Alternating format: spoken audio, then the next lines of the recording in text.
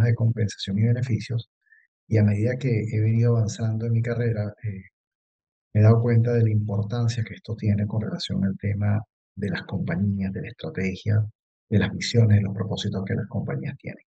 Razón por la cual cuando me propusieron armar este webinar para compartir con ustedes información, lo que estoy buscando hacer es conectar dos cosas. Conectar la compensación desde la estrategia del negocio, ¿no? Y tratar de mostrarles por qué sí es importante este tema. Y luego voy a tratar de vincularlo con el último módulo del programa, que es el módulo de propuesta de valor al empleado. Es algo bastante amplio, pero que tiene su base fundacional en el tema de compensación y beneficios. Yo los invito a que durante este webinar, que va a durar aproximadamente unos 40 minutos más, para dar espacio a preguntas que ustedes tengan, pensemos en la compensación y los beneficios como todo lo que representa el salario que ganamos, todo lo que representan los bonos que obtenemos, todo lo que representan las comisiones de venta que están presentes en algunas compañías, las acciones que las compañías pueden terminar otorgando a sus ejecutivos y por supuesto todos los beneficios a los cuales las compañías terminan otorgando a sus colaboradores. Pensemos en ese portafolio como todo lo que se refiere a compensación y beneficios. Ahora bien, entrando en materia, cuando uno habla de compensación y yo trataba de decir, bueno, ¿cómo trato de aterrizar este concepto de una manera un poquito más terrenal para todos ustedes? No sé cómo me ocurrió más que tratar de pensar en eventos del día a día que a nosotros nos lleguen y nos llenen con temas relacionados a esto, ¿no? Y lo primero que quiero poner sobre la mesa es la presencia que tiene la compensación, los salarios, los bonos y los beneficios en el séptimo arte.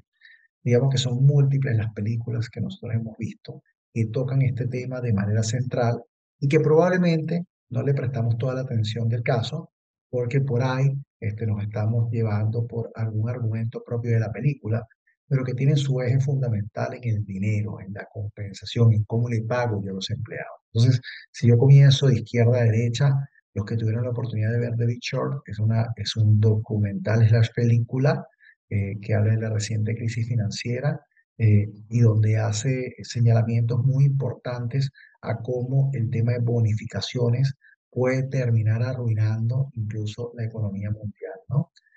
Al que no lo haya visto, se la recomiendo. Y claro, el hecho de yo estar tan inmiscuido en los temas de Comp and Ben, como le decimos a veces para hacerlo en diminutivo, me hace que lo vea con una óptica distinta a este tipo de películas. En el medio de una película que es bastante desconocida, pero que si ustedes ven los actores que aparecen acá, ¿no?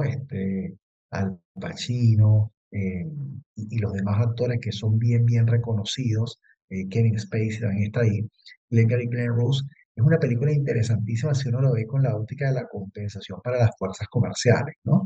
Hay una frase de esta película que es célebre cuando uno de los protagonistas entra a lo que es la sala de ventas eh, y gritándolo, porque lo decía de una manera bastante, bastante fuerte, les termina diciendo que el tema de ventas en esa compañía tiene tres premios. El primer premio es un Cadillac, el segundo premio es una caja de cuchillos, ¿no? Para cortar, una caja de cuchillos de cocina, y el tercer premio es estar despedido, ¿no? Entonces, es la manera como ellos marcaban la comunicación relacionada al tema de ventas, ¿no? Eh, el lobo de Wall Street, que es mucho más reconocida, es una película que seguramente todos han visto y sabrán los efectos perversos que tienen algunos objetivos que se plantean en las compañías con tal de cumplir. Eh, Luego, un poco menos famosa por estos lares, pero estuvo nominada y todo, es la película de Moneyball, que trata un poco cómo le dan el cambio a un equipo deportivo basando la compensación en aquellos elementos y en aquellas métricas que ellos determinaron que podrían ser diferenciales, y algo que se parece mucho a lo que tratamos de hacer día a día en las organizaciones. Y en el medio tenemos Dirty Money, hay una serie de documentales, o mejor dicho, hay un documental que tiene varios episodios, que se llama Dirty Money, que está en Netflix, que se los recomiendo ampliamente, y hay uno en particular que habla de una financiera en Estados Unidos que es Wells Fargo, bastante, bastante conocida ya, mucho más grande que los sistemas financieros peruanos, por ejemplo, y es interesante también cómo algunos objetivos perversos que ellos se plantean y algunos incentivos que ellos terminan definiendo van en contravía de lo que es el propósito de la compañía y la ética incluso de la compañía como tal, ¿no? Como tratar de llegar a ciertos números de alguna manera hace que la gente se comporte de una manera distinta. ¿Y por qué yo hablo de que la compensación es clave? Porque los americanos dicen que compensation drive behavior, o sea, de alguna manera, si a mí me dicen que yo me tengo que comportar de alguna manera y por eso voy a tener un reconocimiento, voy a tener un monto en dinero, voy a tener un beneficio, usualmente el ser humano lo hace, ¿no? Entonces, digamos, no perdamos de vista que cuando uno maneja estos elementos, tiene en la mano una herramienta muy poderosa organizacionalmente hablando. Y eso me da pie un poco a y viendo distintas fuentes, porque es algo que hemos venido recabando, que no solamente se presente información que venga de la experiencia de los docentes en las compañías en las que han estado, sino también hacer un poquito de inteligencia sobre qué otras cosas están marcando la pauta. Eh, Gartner, que es una compañía bastante prestigiosa en el mundo de la tecnología, pero también de la consultoría, tiene un modelo muy sencillo donde conecta la estrategia del negocio con la estrategia de recursos humanos. Y básicamente lo que dice es que tienen que trabajar como si fueran hermanos, ¿no? Como si fueran partners, como si fueran socios, porque realmente lo que ustedes hacen dentro de sus compañías desde el lado de recursos humanos tiene que repercutir en los resultados del negocio. Mal podría yo tratar de montar, y las personas que así terminen haciendo el programa con nosotros me lo van a escuchar un día sí y el otro también. Mal podría yo decir que puedo montar una estrategia de recursos humanos, una estrategia de compensación y beneficios, si yo no conozco la estrategia del negocio.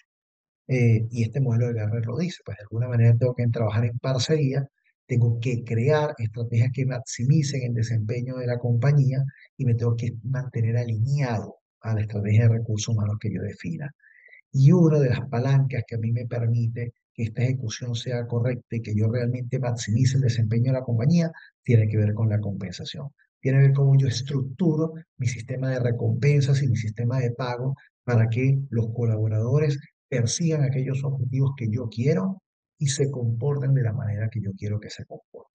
Entonces, es algo que nuevamente está presente siempre en cualquier discusión que nosotros tenemos. No puede estar divorciada la estrategia de negocio con la estrategia de recursos humanos. Y eso nos lleva quizás a otro punto que lo traemos como capital intelectual, que es un señor que se llama David Ulrich, que probablemente la mayoría de ustedes debe conocer. Es, digamos, uno de los principales gurús en materia de recursos humanos, creador de este modelo que a lo mejor sus organizaciones tienen, que hablan del HRBP, que hablan de los centros de excelencia, que hablan de la parte transaccional de recursos humanos. Bueno, este señor recientemente ha sacado algunos otros modelos y algunos otros estudios, y uno de esos implica cómo la función de recursos humanos tiene mayor efectividad, ¿no? Eh, y cuando yo lo voy a poner a leer todo esto porque es material que ustedes pueden conseguir, pero básicamente cuando yo voy pasando por todos estos globitos que están acá, la compensación tiene algo que decir. Digamos, si yo me quedo acá en esta tercera bolita y hablo de medición e identificación de gaps, bueno, a través de la compensación yo puedo incentivar que esas brechas que yo he identificado se puedan cerrar, ¿sí? Cuando yo priorizo objetivos e inversiones, la compensación es una fuente importante. Cuando yo reconozco el desempeño, lo hago también a través de la compensación. Si yo quiero reforzar algo, ¿sí? O generar ese compromiso en la gente, la compensación también cobra una relevancia importante. Entonces, mi invitación en principio, antes de entrar en materia de lo que significa Companben, es que no perdamos de vista que lo que nosotros queremos hacer desde este lado de recursos humanos es algo que tiene un impacto directo en el negocio. Yo siempre he dicho que pocas son las organizaciones donde el monto de los salarios no está en el top 3, digamos, de gastos importantes de la compañía, ¿no? Cuando uno se va, por ejemplo, a la industria de consultoría, es el gasto número uno. Si uno se va a la industria de la aviación aeronáutica, es el gasto número dos, el primero es el combustible, ¿no? Y así sucesivamente, cuando uno va pasando por industrias, el peso de los salarios, de los beneficios y de los bonos suele ser la partida presupuestal uno, 2 o 3. De manera tal que no es poca cosa lo que ustedes terminan manejando cuando están a cargo de este tipo de elementos. Y ahora sí, entrando en materia, yo quisiera salirme un poco de lo que es la estrategia del negocio, ¿no? Y la estrategia de recursos humanos, para también hablar de cuáles son esos otros indicadores que a mí me podrían afectar mi gestión en la compensación. ¿Y por qué comencé antes? Por la estrategia, porque es lo que yo domino, ¿sí? Entonces yo tengo que tener muy claro, en principio, mi estrategia de negocio. Después tengo que tener muy claro mi estrategia de recursos humanos. Luego voy a tener muy claro mi estrategia de compensación y beneficio, que es lo que nosotros buscaríamos construir en el programa. Pero yo no puedo desconocer que hay una serie de indicadores que están dando vueltas que yo no controlo, ¿sí? Y que van a afectar la gestión que yo hago. Por ejemplo, nosotros tenemos un indicador importantísimo que es la inflación, que en el caso de Perú no es tan grave, ¿sí? Más allá de que alguno pueda decir, Gabo, la verdad es que sí es grave, o si hemos visto que los precios han aumentado de manera importante, seguramente, pero cuando nos comparamos con nuestros vecinos, cuando nos comparamos con el vecindario, no estamos tan mal en esta materia, en lo que hablo de este indicador macroeconómico. Está realmente controlada, ¿sí? Pero ¿qué pasa? La inflación influye en los precios, influye en que haya escasez de bienes y servicios, influye en el poder de compra, razón por la cual cuando yo estoy, digamos, en un ecosistema con una alta inflación, la gestión de la compensación no es igual que cuando estoy en un sistema con baja inflación o en un ecosistema con baja inflación. Y un poco lo que nosotros tratamos en el programa de hacerles llegar a ustedes es información no solamente de Perú, sino también de otros mercados en Latinoamérica, porque es probable que algunos de ustedes tengan responsabilidades que van más allá de Perú o tengan dentro de su plan de vida poder tener responsabilidades fuera de Perú. Entonces, como yo gestiono la compensación en el entorno argentino de hace un año, es completamente distinto a como lo tengo que gestionar en el Perú. Entonces, ese es un indicador sumamente importante que yo tengo que estar viendo continuamente. El otro indicador tiene que ver con el Producto Interno Bruto, que es básicamente el crecimiento que yo doy de la economía. Y aquí Perú sí que tiene, digamos, una materia de arrastre, por decirlo de alguna manera, porque no estamos creciendo al ritmo que nos merecemos, ¿sí? Y esto significa tener mayores bienes y servicios, tener un ecosistema más saludable, ¿sí? Tener incluso una mayor probabilidad de inversión extranjera, y esa inversión extranjera también trae empleo, y el traer empleo también afecta fundamentalmente la gestión que yo voy a hacer en la parte del pago de los salarios, de los bonos y de los beneficios, ¿no? Ese quizás es el segundo indicador que impacta en la compensación. El tercero tiene que ver con la tasa de cambio. Y la tasa de cambio es el otro indicador que está controlado en Perú, gracias a que tenemos un Banco Central extraordinario, con un señor que yo creo que tiene un nivel de aceptación bastante importante dentro de todo el mercado, precisamente porque maneja muy bien este tema de la tasa de cambio. Pero ¿qué pasa cuando yo tengo fuertes devaluaciones? ¿Sí? Bueno, la gestión en la compensación es completamente distinta. ¿Qué pasa con los niveles de competitividad que yo puedo tener si tengo una tasa de cambio positiva o negativa? Todas esas cosas influyen, porque adicionalmente a eso, en el Perú no estamos solos, ¿no? Tenemos a Chile, tenemos a Ecuador como vecinos, a Colombia, a Brasil, ¿sí? Y se comparan los mercados, se comparan las personas. Cada vez más es más fácil trabajar para otro país desde un país extraño. Cada vez es más fácil movernos, que es parte también de lo que se ve en el programa, la movilidad que nosotros podemos llegar a tener de manera internacional. Entonces, la tasa de cambio también es un elemento sumamente importante en la gestión de la compensación. Y el cuarto elemento tiene que ver con el desempleo, que aquí volvemos a tener una materia de arrastre dentro del Perú, porque nuestros niveles de empleo no son los óptimos. Y cuando yo hablo de nivel de empleo, hablo de nivel de empleo formal, ¿no? No la informalidad que nosotros tenemos y que marcamos récord en el concierto latinoamericano. Entonces, cuando yo tengo altos niveles de desempleo o altos niveles de subempleo o de informalidad, empiezo a tener fuertes presiones sociales, ¿sí? Que me pueden afectar la compensación que yo tengo. Todos estos elementos yo no los controlo dentro de la compañía, pero los tengo que conocer y tengo que saber cómo gestionar en ese ecosistema.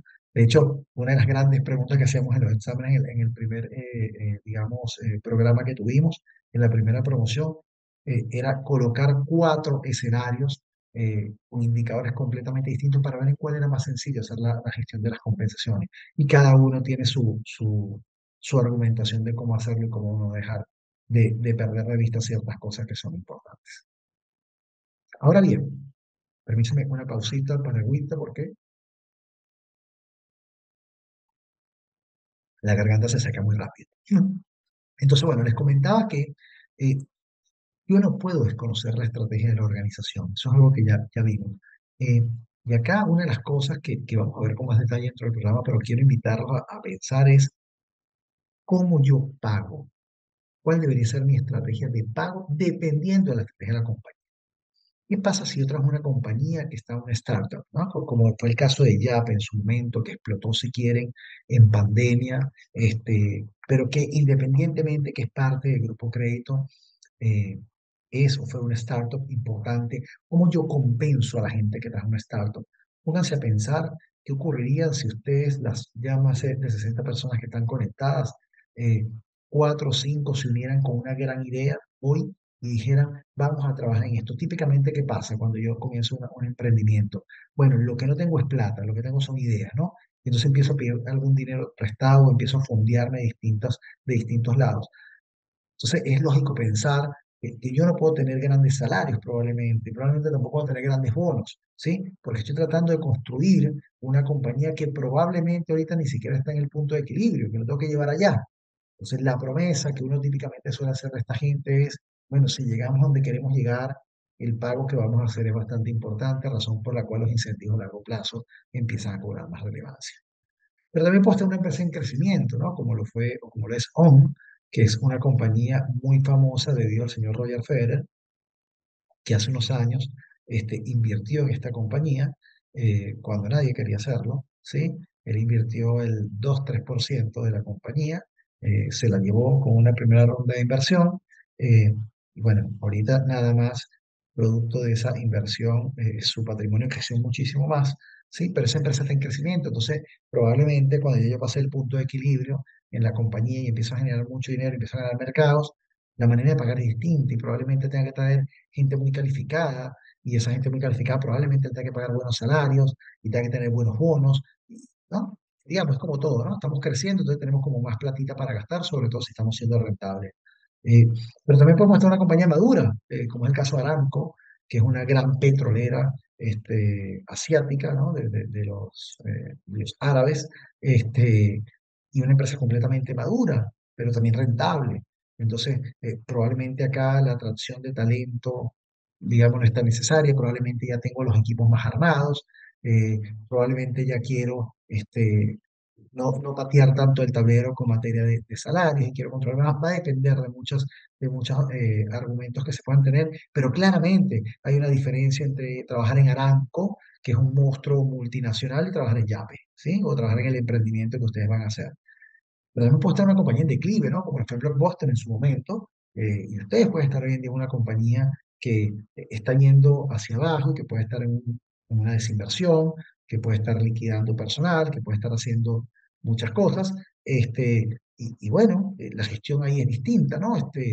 Cómo yo entonces voy a manejar el tema de los incrementos salariales, qué va a pasar con las bonificaciones, qué voy a hacer con el tema de beneficios, cómo voy a armar los paquetes de salida, ¿no? Eh, o sea, puede estar una compañía que está en una completa transformación, como en su momento fue Lego, ¿no? Lego fue una compañía que estuvo a punto de desaparecer en algún momento. Y bueno, Lego se transformó, volvió a sus bases, e hizo una transformación extraordinaria. Entonces, ¿qué pasa si hago un revamping acá, ¿no? Si yo veo que estoy en declive y voy a gestionar la compensación luego de aquí para adelante. Pero, digamos, dependiendo del estadio en el que yo me encuentre en la organización, de esa misma manera va a depender el mindset que yo tenga que tener para definir mi estrategia de compensación, porque la caja que tengo también es distinta, ¿no? Recuérdense que acá hay un tema financiero atrás, ¿no? Esto tiene arte, tiene lógica, pero también tiene finanzas. Si estoy en crecimiento, pues por supuesto tengo mucha más, un portafolio mucho más amplio, una cartera más amplia para poder hacer cosas, ¿no? Ahora bien, perdón, ¿qué se pasó? ¿Qué pasa después que yo paso de aquí a acá? ¿Qué ocurre con la compensación? A mí me gusta pensar que las personas que trabajamos en gestión humana estamos conectadas con muchos subsistemas dentro de la misma gestión humana, ¿no? Entonces, eh, cuando yo hablo de compañías grandes, ¿no? Imagínense que se venga a la cabeza cualquier compañía, no tiene que estar en Perú. Imagínense una compañía, no sé, Microsoft, imagínense Google, imagínense todas estas compañías. Estas compañías seguramente van a tener una área de estrategia y planificación del talento, ¿sí? Usualmente dicen, bueno, las compañías serias en este sentido, lo que terminan diciendo es cómo yo planifico el talento de cara al futuro, cómo yo preveo la estructura y las capacidades que tengo que tener. Y esta gente que planifica el talento, que lo puedo colocar aquí como uno, tiene una relación directa con la compensación. Yo no puedo planificar una estructura, ¿verdad? Que voy a tener y los talentos que quiero tener si no puedo modelar cuánto me va a costar. Entonces necesito a la gente de compensaciones. Cuando yo estoy en la parte de reclutamiento y selección, cuando yo estoy en ese rol de buscar gente, de seleccionar gente, de ser atractivo, no lo puedo hacer sin la gente de compensación. Tengo que estar en parcería con la gente de compensación. Tengo que entender lo que ellos terminan analizando y definiendo en su sector, en su campo, ¿no? Y es por eso que seguramente ustedes habrán escuchado o se habrán enfrentado a cosas como, por ejemplo, salgo al mercado y lo que compensación me dice que tengo como presupuesto no me alcanza para atraer a la gente. O la gente se me está yendo por más dinero, ¿sí? Entonces tengo que tener una parcería y una conexión directa con la gente de compensación. Gestión del desempeño. A ver, se supone que quien mejor se desempeña es quien más debe ganar, o eso es lo que nos dice la lógica, ¿no? Entonces, por supuesto, hay una fuerte conexión entre el desempeño y la compensación. Y lo más chistoso es que muchos procesos consultivos empiezan porque precisamente la compañía se da cuenta que la gente que se está desempeñando mejor no es precisamente la que mejor gana, incluso ni siquiera la que le va mejor en los variables. Cuando yo capacito y desarrollo, ¿por qué lo hago? Por plan de carrera, por compensación integral, por pensar en un modelo que es un poquito más grande y que ya lo vamos a ver, también tiene relación con la compensación. Si yo hablo de planes de sucesión o de liderazgo, la compensación también juega un rol preponderante. Y algunas de ellas también están conectadas entre sí, ¿no? Yo no puedo reclutar y seleccionar si no tengo claro el mapeo que yo tengo de sucesores, porque de repente esta es una fuente que yo estoy buscando para sucesores en el futuro. Pero lo que les quiero decir, perdóname que aquí se movió esto, es que todo está conectado. ¿Sí? La compensación se conecta absolutamente con todos los subsistemas de recursos humanos que ustedes tengan en su compañía. Y es por eso que es tan importante. Ahora bien, yo la compensación la puedo ver con distintos lentes, ¿no? Yo lo puedo ver, y acá es como decía, con un enfoque un poquito más amplio y decir, no solamente voy a ver el salario, los bonos y las comisiones y los beneficios, que es lo primero que Gabo nos dijo cuando comenzó el webinar, sino que quiero pensar que la capacitación que yo le brindo a los colaboradores y el entorno de trabajo que les proveo forman parte de esta compensación total. Y sí, o sea, digamos, no solamente Mercer, donde yo tuve la suerte de trabajar durante 17 años, tiene un enfoque similar, sino múltiples consultoras. Le cambian el nombre un poquito, le dan un enfoque, si quieren, lo dibujan de una manera distinta, pero finalmente todos creen en eso, en que la compensación va más allá de el monto en dinero y en beneficios y que tiene algún tipo de elemento también más subjetivo, ¿no? Ese salario emocional del cual se habla. Entonces yo puedo ver la compensación desde esta arista. Pero también lo tengo que ver desde esta arista y es algo de que en el programa nosotros hacemos mucho énfasis. Yo lo puedo ver desde el punto de vista del empleado. Uy, ¿cuánto gano? ¿Cómo estoy contra el mercado? ¿Qué parte de lo que uno revisa? ¿Qué tan equitativo estoy siendo en el pago entre un colaborador y otro? Sí, esa es la visión del empleado, pero yo tengo que tener la visión de la empresa. ¿Y la empresa qué piensa de esto? ¿Y la empresa cuánta plata tiene? ¿Cómo es la relación financiera con lo que yo quiero pagar? ¿Me puedo dar el lujo de pagar lo que quiero pagar? ¿Puedo invertir lo que quiero invertir? ¿La estrategia de la compañía está en crecimiento para hacer eso? Son todas preguntas que uno se tiende a hacer y que en mi experiencia me ha pasado juntarme con empresas que quizás no están pasando por el mejor momento y establecen un programa, una estrategia a 3 o 5 años de crecimiento, darle la vuelta al barco y en esa estrategia se voltean al accionista, al directorio y todos coinciden que es el momento de invertir y que sí lo tengo que hacer y que independientemente que el primer año pues no sea el más rentable o esté en break-even, no importa, vamos a invertir en empleados con mayores capacidades, con mayores habilidades, porque queremos llevar a la compañía en esa vía. Entonces lo tenemos que entender también desde ese punto de vista, sin desconocer lo que el mercado hace, ¿no? Que es algo que nos van a escuchar muchísimo decir. Yo puedo tener ideas maravillosas sobre qué hacer con mis colaboradores en materia de compensación, pero no puedo desconocer el marco legal, el marco tributario, pero también el marco de la costumbre que el mercado tenga de cómo remunerar alguna posición o algún grupo de funciones dentro del mercado peruano, si fuese el caso. Entonces, esa es otra perspectiva que uno tiene que analizar. Pero también lo puedo ver desde el lado de, bueno, qué tan atractivo soy, ¿no? Qué tanta fidelización logro, porque a mí la palabra retención me gusta poco, ¿no? Qué tanto compromiso genero a través de la compensación y qué tantos resultados terminan estando linkeados. Entonces, como les digo, uno puede tener diferentes puntos de vista con relación a este tema. Y la invitación es a siempre tenerlo así, ser un poquito abogado del diablo, y esto, a pesar de que tiene una carga técnica, ¿sí? Yo siempre digo que hay mucho de arte en el tema de la compensación. Digamos que la técnica lo que te da son esos bordes o esos límites sobre los cuales te tienes que manejar, pero luego, y tendremos más espacio para comentarnos en clase, están los casos con los que uno se enfrenta y que a veces la técnica no le da la respuesta, ¿no? La técnica te puede decir, tiene que ser tanto y tú terminas definiendo otra cosa. Pero es importante saber la técnica porque ya vas a saber entonces con ese criterio o con los otros criterios que estás tomando en consideración que la decisión que tú estás tomando sea más acertada que la técnica te da, ¿no?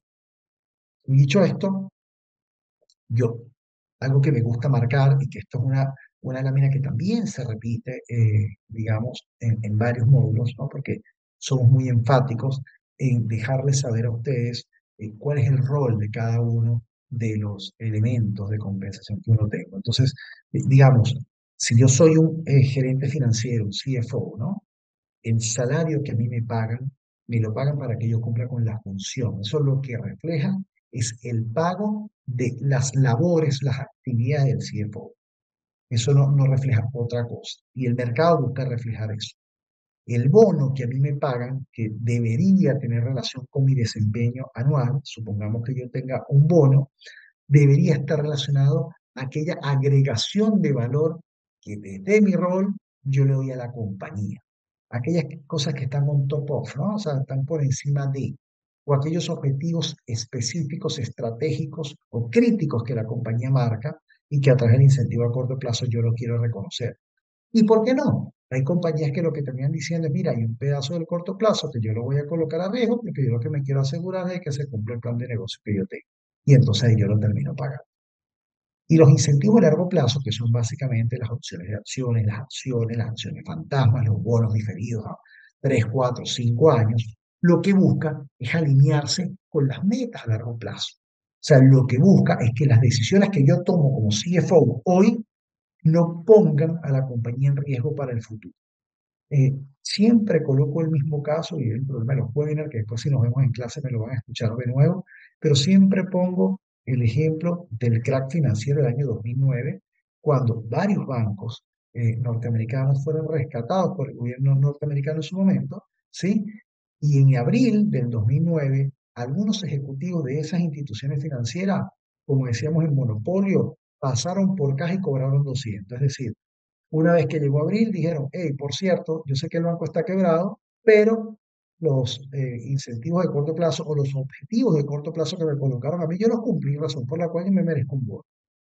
Es algo que puede parecer medio loco, pero eso ocurrió, ¿no? Y la respuesta era, pero ya va, quebraste la compañía en el camino. Y bueno, sí, pero los objetivos de corto plazo sí los cumplí, ¿no? Entonces, esa armonización que tiene que existir entre el corto y el largo es algo que nosotros exploramos bastante bien, porque tiene que ver con esa alineación, con esa sostenibilidad, que es una palabra que está muy de moda hoy en día, y también busca la permanencia de ciertos ejecutivos, ¿no? Entonces, a mí como CFO me pueden decir, pues mira, Gabriel, tú estás haciendo las cosas bastante bien, te vamos a dar esta bonificación, te vamos a dar estas acciones que solamente podrás ejecutar dentro de 3 o 5 años, siempre y cuando estés acá. Entonces eso también me invita a mí a decir, bueno, yo con esta compañía no me quiero mover, ¿cierto? Y luego están los beneficios como concepto, ¿no? Y estos beneficios lo que buscan es el bienestar y la seguridad no solamente del colaborador, sino también de su grupo primario. Y todo esto suele verse en el mercado en torno a medidas estadísticas como medidas de tendencia central, como la mediana, el promedio, medidas más agresivas como el percentil 75 o medidas menos agresivas como el percentil 25. Esto es algo que nosotros vamos a repasar con mucho énfasis durante todo el programa. ¿Por qué? Porque esto le va a dar respuesta a una serie de cosas que nosotros queremos llevar a cabo con ustedes en el programa, ¿no? Y es decir, entender la estrategia, entender cuál es el propósito de cada elemento de la conversación que lo acabamos de ver, pero también cómo yo segmento a la compañía, cómo yo segmento a todos los colaboradores que tengo. O sea, tendría que darle el mismo tratamiento a los ejecutivos que al personal de ventas, que al personal operativo.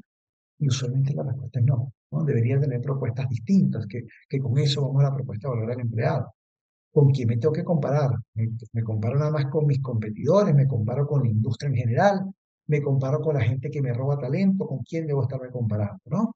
Eh, ¿Qué tan agresivo voy a ser? ¿Voy a tener mucho pago variable? ¿Voy a tener poco pago variable? Eso también responde a la estrategia del negocio que yo tenga, ¿sí? En el momento en el que esté. Eh, ¿Dónde me voy a comparar?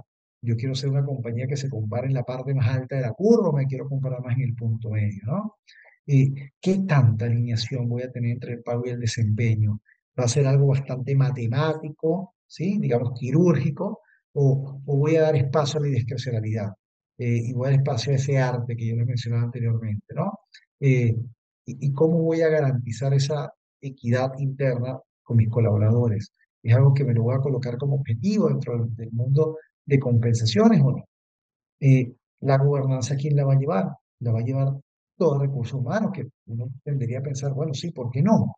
Bueno, hay veces que no, hay veces que los ejecutivos lo ve un equipo distinto, hay veces que la parte de venta la ve el mismo equipo de ventas, entonces no es tan obvio a veces, ¿no? ¿Y cómo voy a comunicar? ¿Sí? ¿Cómo voy a comunicar la estrategia que yo termine definiendo de compensaciones? Y esto nos lleva en los últimos minutos, gente, a lo que yo les decía anteriormente. Si quieren, toda esta primera parte que vimos va a tener relación con la sesión uno del programa. Y esta es la sesión 10. Ahora estoy conectando la uno con la 10 porque lo que a nosotros nos interesaría muchísimo que ocurriera es que una vez que yo navegue, no solamente por la uno sino que navegue en competitividad, en equidad, en compensación a la fuerza comercial, ejecutivo, movilidad, entornos ágiles, todos los temas relacionados al programa, yo pueda tener elementos para poder definir una propuesta de valor al empleado desde la óptica de la compensación y de los beneficios. A ver, yo comencé diciendo que la compensación y los beneficios son el elemento fundacional de la propuesta de valor al empleado. ¿Por qué digo esto? Porque están en la base, ¿sí? Entonces yo tengo que garantizar que lo que yo construyo acá es altamente competitivo a pesar de que es algo contractual. Si esto no está realmente firme, todo lo que yo haga acá se me puede desmoronar. Yo puedo tener una empresa con un propósito extraordinario. Yo puedo estar casado con el propósito de la empresa.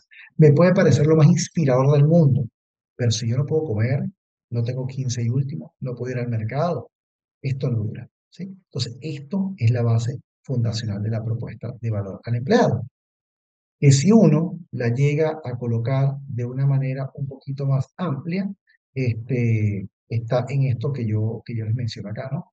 Estamos pagando de manera justa y competitiva, estamos siendo realmente alineados con el mercado, estamos recompensando las contribuciones que la gente hace, estamos recompensando el desempeño, estamos cuidando a la gente en materia de salud, y no solamente salud física, sino salud mental y salud financiera, como lo dice acá, con relación al patrimonio.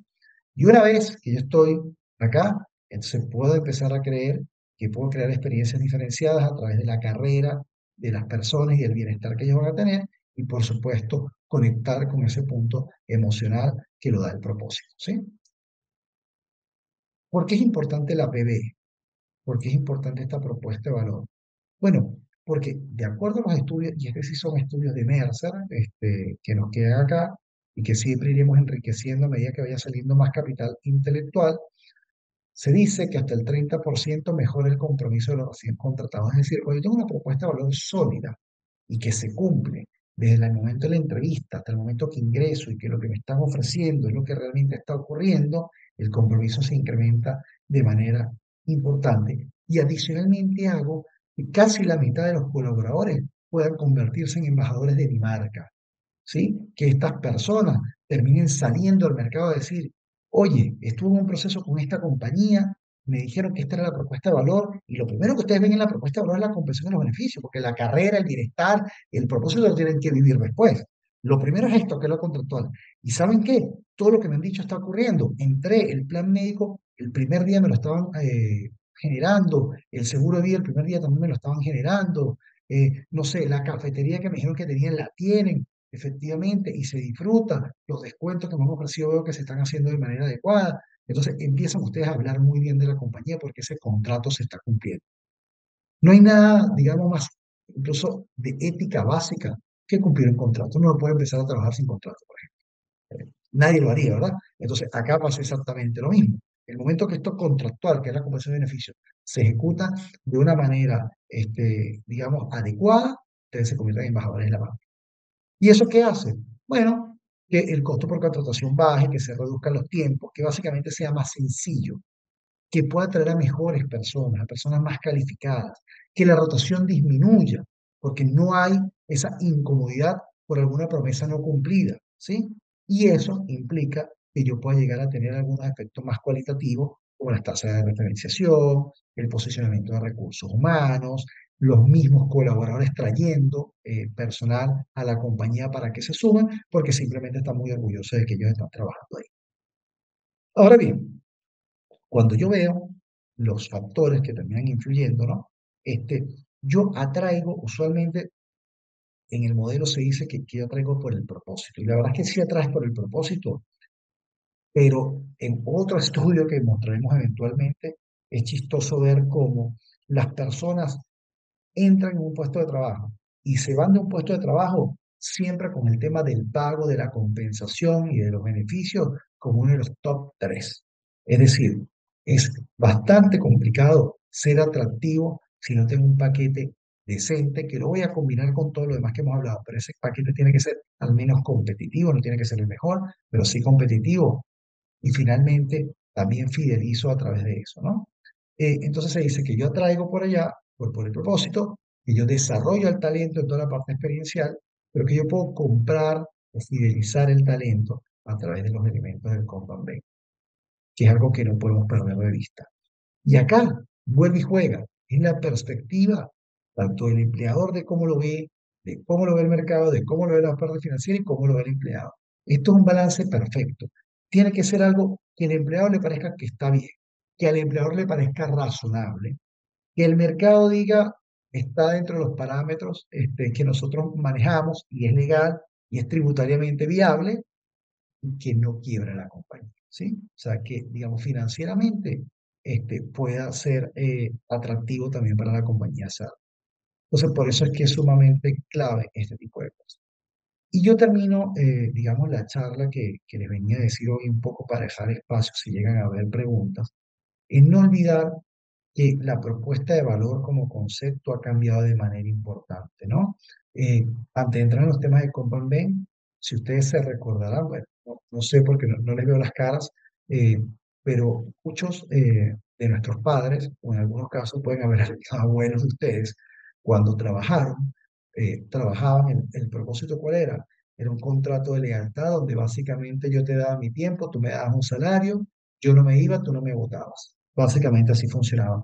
Y hoy en día ya no funciona así, el tema del propósito, como ustedes seguramente lo están viviendo. Es un tema más de experiencia, es un tema más de significado, ¿sí? Es un tema más de compromiso que llega a tener con la organización, de camiseta, de lo que fuese.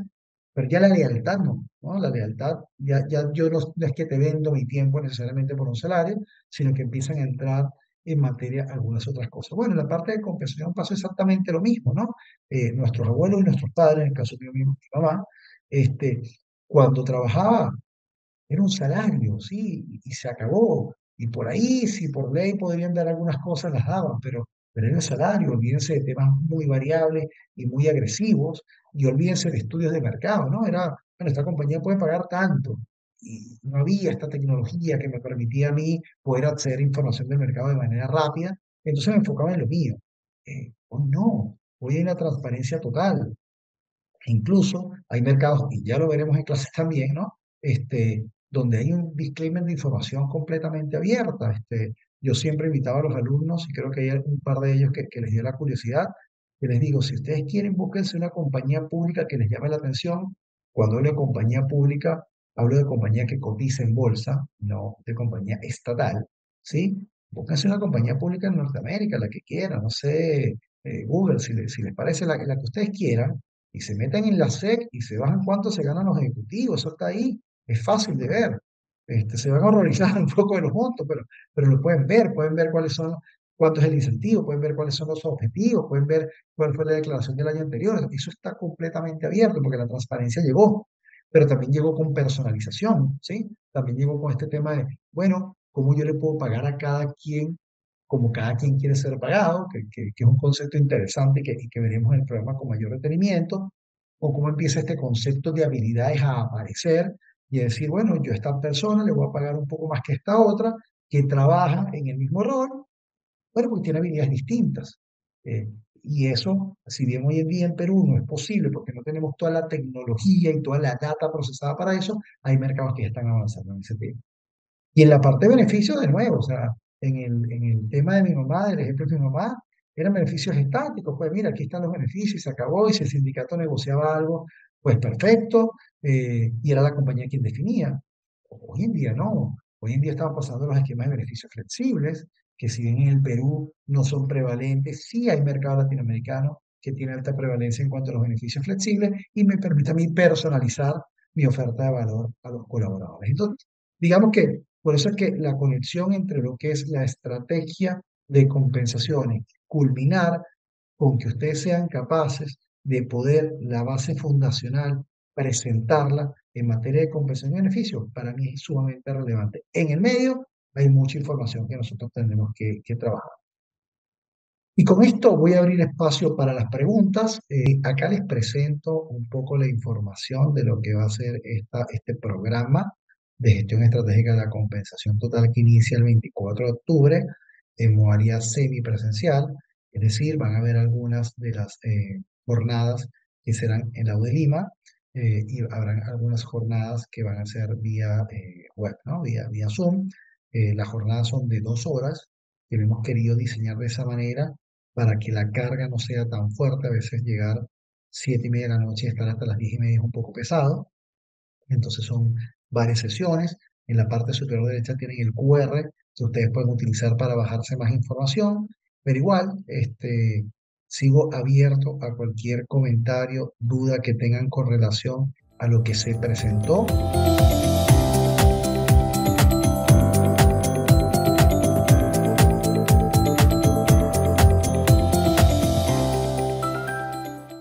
Karina, yo te diría que, a ver, voy a empezar de algo que ocurrió hace unos años atrás y que se revirtió, pero que creo que es importante y luego te voy a dar lo que yo estoy viendo que está pasando en la parte de desempeño.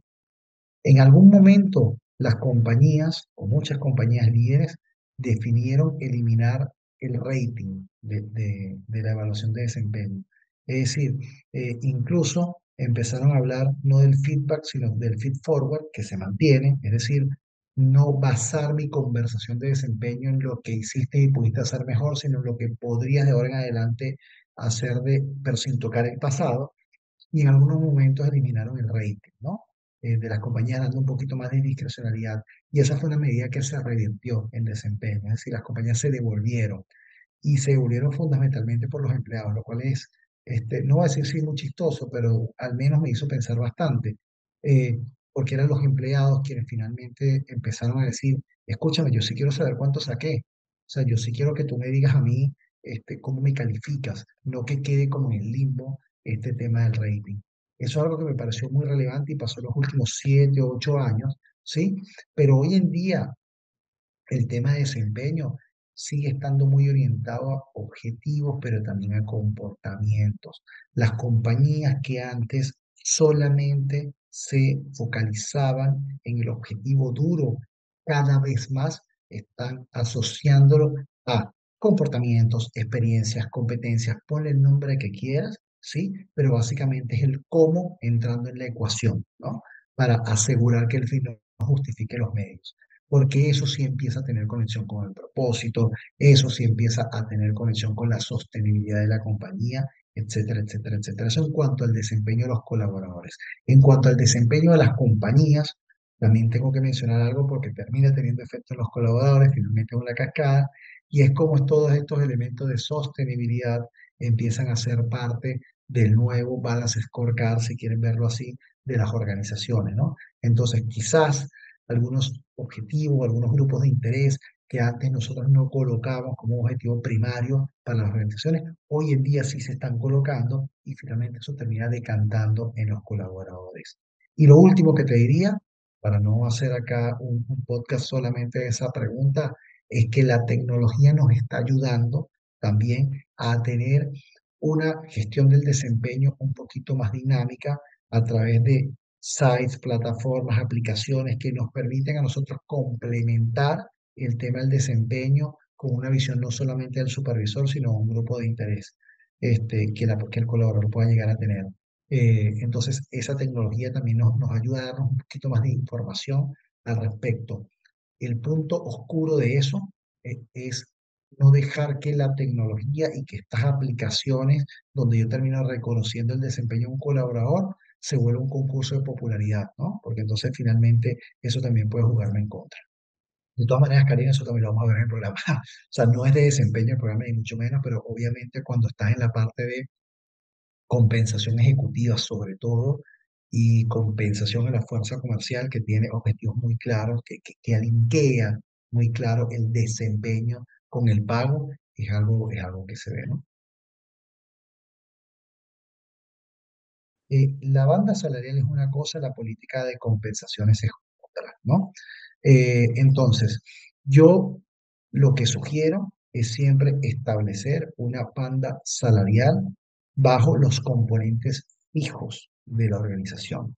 Es decir, yo necesito saber en mi banda salarial cuál es la remuneración que siempre va a ser fija. Todos los elementos que son adicionales tienen que formar parte de la política salarial, pero no necesariamente de la banda. O puedo tener, digamos, alguna banda de referencia con bonos y con este tipo de cosas, pero la banda usualmente se define con montos fijos.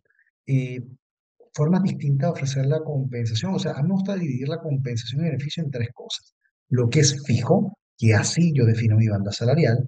Lo que es variable, que la manera de manejarlo es vía política y entender cuántos números de salario o cuánto porcentaje de la compensación yo voy a colocar a riesgo con base en cómo el mercado se ve y la parte de beneficios. Si la parte de beneficios es algo de lo que estás mencionando, eso no se coloca en la banda salarial, también se coloca como parte de la política. Y puede ir desde una política general, que es una política de beneficios general para todo el mundo, hasta una política por arquetipos, que es algo que veremos también. Y es decir, bueno, yo puedo tener unas ofertas distintas para ciertos segmentos poblacionales, ¿no? Y cómo las voy a terminar construyendo. Pero yo no coloco nada distinto a lo fijo dentro de la banda. La banda usualmente es fija. No, es imposible, Cari. Te voy a responder lo que me respondió mi profesor, Juan Carlos Larrañaga. Se llamaba así porque creo que falleció lamentablemente. Me dijo, desde el momento que los que miden competencias son sujetos, es decir, personas, la carga subjetiva está presente. Entonces, olvídense de que uno puede medir competencias de manera objetiva, ¿sí? Porque finalmente tú le vas a colocar tu punto de vista a. Supongamos, queremos que IBI le vamos a medir, no sé, su competencia de orientación al cliente. Por más que nosotros definamos la competencia, definamos los niveles de dominio que IBI o que el rol de IBI debe tener, es probable que tú y yo no estemos tan de acuerdo en alguna parte y le coloquemos nuestra carga. Entonces, de manera objetiva no hay. Puedes tener tecnología que te ayuda a reducir esa brecha de subjetividad, pero hacerlo completamente objetivo no hay la manera. Por eso es que a mí me gusta mucho el balance del qué y el cómo, porque el qué sí es objetivo. O sea, sigamos con el ejemplo de IBI. IBI, tú tienes que, no sé, vender 10 millones de dólares este año. Ese es un objetivo clarísimo. Cierro estado financiero y veo cuánto vendió. Eso es objetivo.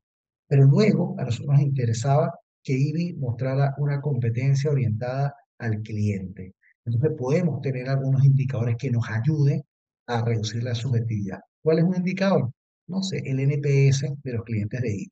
Si el NPS es altamente positivo, tú y yo tenderíamos a pensar que la orientación al cliente de IBI es buena.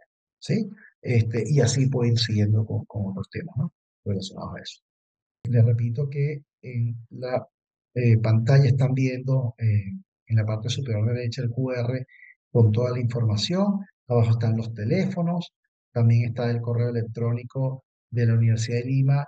Ellos tienen toda la información que la han obtenido directamente del equipo de docentes que hemos desarrollado este programa, que ya tiene una edición. Esta es la segunda.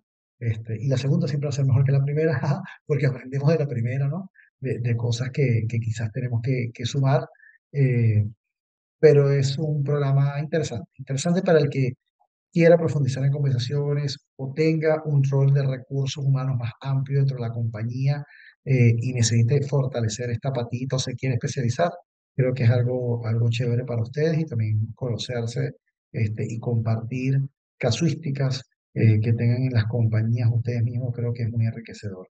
Eh, el programa, para que lo sepan, tiene dos exámenes de selección simple. Que se responden bastante rápido si van a clases, por supuesto, y tiene dos trabajos que se hacen en grupo, eh, que son bastante prácticos los trabajos, ¿no? Son de bastante echarle cabeza, uno un poquito técnico, que lo hace un colega mío, y luego otro que diseñé yo, que es un poco menos técnico y si quiere más, este, no sé si estratégica es la palabra, pero un poco más cualitativo para que uno piense cómo ante ciertos estímulos y ciertos ecosistemas que se estén enfrentando, ciertas casuísticas, uno pueda responder con la información que tiene. Pero bueno, eh, si no hay más preguntas, acá yo me quedo hasta que la universidad dé por culminado el webinar y mil gracias a las personas que se conectaron y que estuvieron atentos y a las tres personas que hicieron la pregunta, también se los agradezco porque le dieron un poquito más de dinámica al webinar.